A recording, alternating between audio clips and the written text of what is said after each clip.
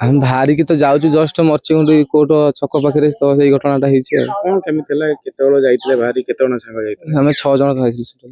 କେମିତି କଣ ହେଲା ଟିକେ କହିବେ? ସେପଟୁ ରଥ ପଟୁ ଗୋଟେ ଆମ୍ବୁଲାନ୍ସ ଆସିବାକୁ ଲୋକ ସାଇଡ କଲେ, ତ ଠିକ ଅଛି ଲୋକ ସାଇଡ କରିବାରୁ ଡାହାଣ ପଟୁ କିଛି ଲୋକ ବାଁ ପଟୁ କିଛି ଲୋକ ଯେମିତି ଲହରୀ ଭଳିଆ ପ୍ରେସର କରିବାରୁ ପିଣ୍ଡା ଉପରୁ ଚଢିଗଲେ ଲୋକ। ଆପଣ କେମିତି କଣ ସାଙ୍ଗ ଥିଲେ? କେମିତି ହାତ ଛାଡିଲେ? ଗୋଟା ଜାଗାରେ ଥିଲୁ ତ ଚଢା ଭିଡାରେ ସବୁ କିଏ କୁଆଡେ ଖେଳେଇ ଗଲେ। ତାପରେ ଆପଣ ଯେତେବେଳେ ସାଙ୍ଗ ଖୋଜିଲେ, ସାଙ୍ଗ କରୁଥିଲେ ଆପଣ କରୁଥିଲେ? ସାଙ୍ଗକୁ ଖୋଜିଲା ବେଳକୁ ପାଇଲେନି, କଲ୍ ଦିଥର କଲି ରିସିଭ୍ କଲେନି। ତାପରେ ସମସ୍ତଙ୍କୁ ଫୋନ ଲାଗିଲା, ତାଙ୍କ ଫୋନ ଟି ଲାଗିଲାନି। ଦିଥର ପରେ 3 ଥର କଲ୍ କଲା ବେଳକୁ କହିଲେ ମେଡିକାଲ ଅଛନ୍ତି, ତମେ ଆସି ଦେଖା କର। ସେଠୁ ଯାଇ ମେଡିକାଲରେ ପହଞ୍ଚିଲା ବେଳକୁ ଫୋନ କଲା ବେଳକୁ ରିସିଭ୍ କଲେନି। ଖୋଜି ସମସ୍ତେ ଯାଇ ଖୋଜିଥିଲେ ମେଡିକାଲରେ, ଖୋଜି ଆଉ କହିଲେନି। କହିଲେ ଆଉ ସେଇଠି ଦେଖ, ନହେଲେ ରେଫର କରିଦେଇଥିବେ କଣ ଆପଣ କରିଦେଇଥିବେ। ଦଳା ଚକଟା ହେଲେ ଭିଡ ଥିଲେ ମାନେ ହାତ ଛାଡିଦେଲେ, ଆପଣ ସେଠି ଖୋଜାଖୋଜି କଲେ? ଖୋଜିଲୁନି, ପ୍ରେସେନ୍ସ ତ ସେଠି ଆମର ନାହିଁ ଚଢା ଭିଡରେ। ଟୋଟାଲି ଆଉ 2-3 ମିନିଟ୍ ଭିତରେ କଥା ସବୁ ଟୋଟାଲି ପ୍ରେସେନ୍ସ ହିଁ ନାହିଁ। ଆଉ ସେ ପୁଣି ସମେତ କଥା ହେଲେ ଯଦି କାହାର କଣ ହବ କି କଣ ହଜିଲା ଗାଡି କତିକି ପଳେଇବ।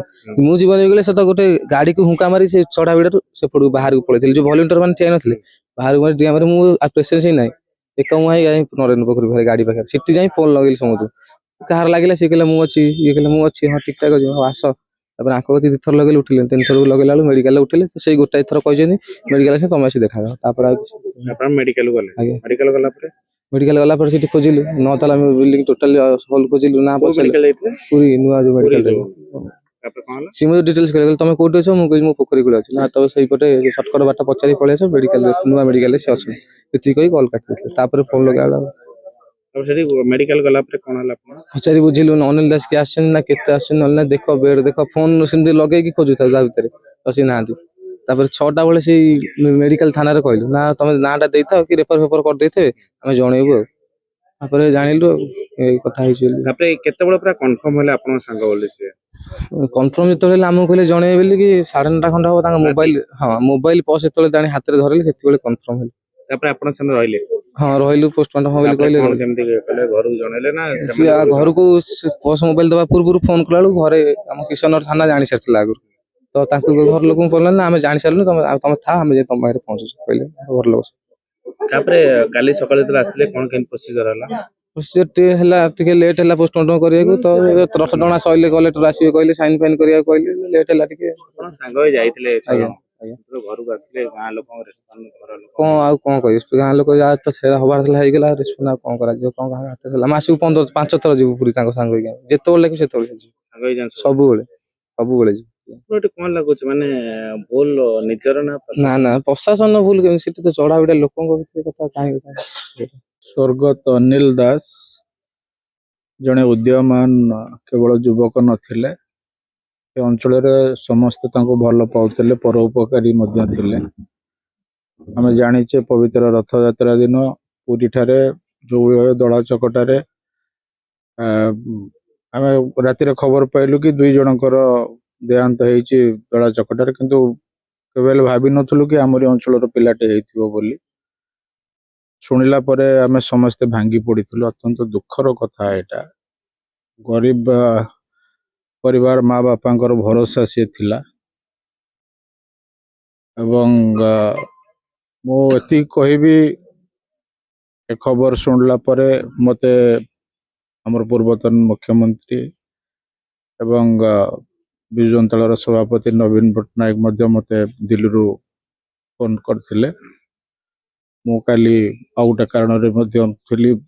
ମୁଁ ଖବର ପାଇଲା ପରେ ଆମେ ଟଚରେ ଥିଲୁ, ତାଙ୍କର ଶବ ଅନ୍त्यେଷ୍ଟି କ୍ରିୟା କୋଭଳି ଭାବେ ସବୁ ସରିବ ବୁଝୁଥିଲୁ। ସରିଲା ପରେ ଆଜି ଆସିଛି ଏବଂ ଆମ ଦଳ ତରଫରୁ, ବିଜୁ ଜନତା ଦଳ ପକ୍ଷରୁ, ପୂର୍ବତନ ମୁଖ୍ୟମନ୍ତ୍ରୀ ନବୀନ ପଟ୍ଟନାୟକଙ୍କ ପକ୍ଷରୁ ତାଙ୍କୁ ଗୋଟେ ଆମେ 50,000 ଟଙ୍କା ତାକୁ ସହଯୋଗ ପାଇଁକି, ତାଙ୍କର ମୁଁ ତ କହିବିନି ସହଯୋଗ, ଏଇଟା ଗୋଟେ ତାଙ୍କର ଆଶ୍ୱାସନା ପାଇଁକି ତାଙ୍କୁ ଦଉଛୁ। ଆଶା କରୁଛୁ ଆମର ଦାବି, ବର୍ତ୍ତମାନର ଯୋଉ ସରକାର ଆଉ ମୁଖ୍ୟମନ୍ତ୍ରୀ ଅଛନ୍ତି, ସିଏ ତାଙ୍କ ପରିବାରକୁ ଚଳିବା ପାଇଁ କି ଆଗାମୀ ଦିନ ପାଇଁ ନିଶ୍ଚିନ୍ତ ଭାଇ କିଛି ରାଶି ତାଙ୍କୁ ଦେଲେ ଭଲ ହବ ବୋଲି ଆମର ସମସ୍ତଙ୍କର ଦାବି, ଅଞ୍ଚଳବାସୀ ମାନଙ୍କର ମଧ୍ୟ ଦାବି ସେୟା ରହିଛି। ନାଇଁ ଆମେ ତ କିଛି ଜାଣିନଥିଲୁ। ସନ୍ଧ୍ୟା 4ଟା 5ଟା ବେଳେ ତାଙ୍କ ସହିତ ଯୋଉ ପିଲା ଯାଇଥିଲେ ସେମାନେ ଫୋନରେ ସବୁ ଇଏ କଲେ ଯେ ଆମେ ପାଉନୁ ଅନ୍ୟ କ'ଣ ପାଇଁ ନା ଏମିତି ଦଳା ଚକଟା ହେଇଯାଇଛି, ଇଏ ହେଇଛି ମିସିଂ ଅଛନ୍ତି, ଦଳା ଚକଟା ହେଇଯାଇଛି, ଆମେ ପାଉନୁ। ଫୋନ ରିଙ୍ଗ ହଉଛି କେହି ଉଠଉନାହାନ୍ତି। ତାପରେ ଫୋନ ଲଗାଉଛନ୍ତି ଏମାନେ, ରିଙ୍ଗ ହଉଛି, ଫୋନଟା କେହି ରିସିଭ୍ କରୁନଥିଲେ। 3-4 ଥର ପରେ ଏମାନଙ୍କ କହିବା କଥା ଯେ ଜଣେ କିଏ ଫୋନ ଉଠେଇଲେ, କହିଲେ ମେଡିକାଲରେ ଆମେ କହୁଛୁ ଆପଣ ମେଡିକାଲକୁ ପଳେଇ ଆସନ୍ତୁ। ଇଏ ମେଡିକାଲ ଗଲା ପରେ ଖୋଜୁଛନ୍ତି, ଆଉ ପାଇନାହାନ୍ତି। ତାପରେ ରାତି ସେଇ 9ଟା ପାଖାପାଖି ହବ, ଆମ ଗାଁର ଜଣେ ପିଲା ସେ ଗୋଟେ ଫଟୋ ଆଣି ମୋତେ ଦେଖେଇଲା, କହିଲା ନନା ଏଇଟା ଟିକେ ଦେଖିଲେ ଫଟୋଟା। ମୁଁ କହିଲି ଆରେ ତ କନଫର୍ମ ମୁଁ ହେଇପାରୁନି, ଫଟୋଟା କ୍ଲିଅର ସେମିତି ଆସୁନି ଟିକେ। ଆମେ ଏମିତି କଥା ହେବା ଭିତରେ ଆମ କିଶୋରନଗର IAC ସାର୍ ସେ ଜଣେ ଲୋକଙ୍କୁ ପଠେଇଲେ। ଆମେ ସେଠି ଠିଆ ହେଇଛୁ, ଆମ ପାଖରେ ଆସିକି ପହଞ୍ଚିଲେ, ସେଠୁ କହିଲେ ଯେମିତି, ମୁଁ କହିଲି ହଁ ମୁଁ ତା ଭାଇ ହେବି, ଆପଣ ଟିକେ ଫଟୋଟା ଦେଖିଲେ। ମୁଁ କହିଲି ହଁ ଇଏ ମୋ ଦାଦା ପୁଅ ଭାଇ। ସେ ଡେଥ୍ ଫଟୋଟା, ଏ ଯେଉଁ ଫଟୋଟା ତାର ପ୍ଲସ୍ ତାର ଆଧାର କାର୍ଡ଼ ପରିଚୟ ପତ୍ରଟା ଦେଖେଇଲେ ମୋତେ, ମୁଁ କନଫର୍ମ ହେଲି ଯେ ମୋ ଦାଦା ପୁଅ ଭାଇ। ତାପରେ IAC ବି ଫୋନ୍ କଲେ ମୋତେ। ମୁଁ କହିଲି ସାର୍ ହଁ ମୋ ଦାଦା ପୁଅ ଭାଇ, ନା ଆପଣମାନେ ଏବେ କ'ଣ କରିବେ? ମୁଁ କହିଲି କ'ଣ କରିବେ ଆପଣ କୁହନ୍ତୁ, ନା ଆପଣ ଟିକେ ଯାଆନ୍ତୁ। ମୁଁ କହିଲି ହଁ ସାର୍ ଆମେ ଏବେ ରାତିରେ ବାହାରୁଛୁ। ତାପରେ ଆମେ ଯାଇ ସେଠି ପହଞ୍ଚିଲୁ ରାତି 3ଟାରେ। କୋଉଠି ପହଞ୍ଚିଲେ? ପୁରୀ ମେଡିକାଲ, ବଡ଼ ମେଡିକାଲରେ ପହଞ୍ଚିଲୁ। ସେଠି ପହଞ୍ଚିଲା ପରେ ଆମେ ଡେଡ୍ ବଡି ସେତେବେଳକୁ ପୋଷ୍ଟମର୍ଟମ ରୁମ୍ ଭିତରେ ଅଛି। ପୁରୀ ମେଡିକାଲରେ ପୋଷ୍ଟମର୍ଟମ? ଆଜ୍ଞା। ଆମେ ସେଠି ଯେତେ ପଚାରିଲା ପରେ ପୋଷ୍ଟମର୍ଟମ ରୁମ୍ରେ ଅଛି। ରୁମ୍ ଖୋଲିବ ଯାଇକି 9ଟା ବେଳକୁ, ସକାଳ 9ଟା ବେଳକୁ। ମୁଁ CDM ବି ଥିଲେ ସେଠି, CDM ପାଖରେ ଯାଇକି ପଚାରିଲି। CDM ବି ସପୋର୍ଟ କରିଛନ୍ତି, ବହୁତ ସହଯୋଗ ବି କଲେ। କହିଲେ ଆପଣ ବ୍ୟସ୍ତ ହୁଅନ୍ତୁନି, ଆମେ ଅର୍ଲି ମର୍ଣ୍ଣିଂ 9ଟା ଭିତରେ ଆମେ ଆପଣଙ୍କୁ ପରିଚୟ ମାନେ ଦେଖେଇବୁ। ଖୋଲା ହେଲା ପରେ ଆମେ ଦେଖିବୁ, ଆଇଡେଣ୍ଟିଫାଇ କରାଇବୁ, ତାପରେ ଆମେ ପ୍ରୋସେସିଂ କରିବୁ। ସେ ବି ସେଇଆ ହେଲା। ଦୁର୍ଭାଗ୍ୟର କଥା କ'ଣ କି ରଥ ଟଣା ଅଧା ଥିଲା, ତେଣୁ ଆମେ ଆଇଡେଣ୍ଟିଫାଇ କରିଦେଲୁ। ପଞ୍ଚନାମା କରିବା ପାଇଁ ସେଇଟା ଯାଉଛି ସିଂହଦ୍ୱାର ଥାନା ଅଣ୍ଡର ଯାଉଛି। ତେଣୁ ରଥ ଡ୍ୟୁଟିରୁ ଆସିପାରିଲେନି କି କୌଣସି ଷ୍ଟାଫ୍ ବି ରିଲିଜ୍ ହେଇପାରିଲେନି, ଆମର ଲେଟ୍ ହେଲା। ଯାହା ବି ହଉ ସେଠୁ ପୋଷ୍ଟମର୍ଟମ ଆମକୁ କରିକି, ପୋଲିସ ବି ଆମକୁ ସହଯୋଗ କରିକି ଆମକୁ ସ୍ୱର୍ଗଦ୍ୱାର ପର୍ଯ୍ୟନ୍ତ ବି ନେଇକି ଯାଇଛନ୍ତି। କେତେବେଳେ ଦେଲେ ଆପଣ? ଆମକୁ ହ୍ୟାଣ୍ଡ ଓଭର କଲେ ସେଇ 9ଟା ପାଖାପାଖି, ନାଇଁ 7ଟା କେତେରେ ଆମକୁ ହ୍ୟାଣ୍ଡ ଓଭର କରିଛନ୍ତି ରାତି।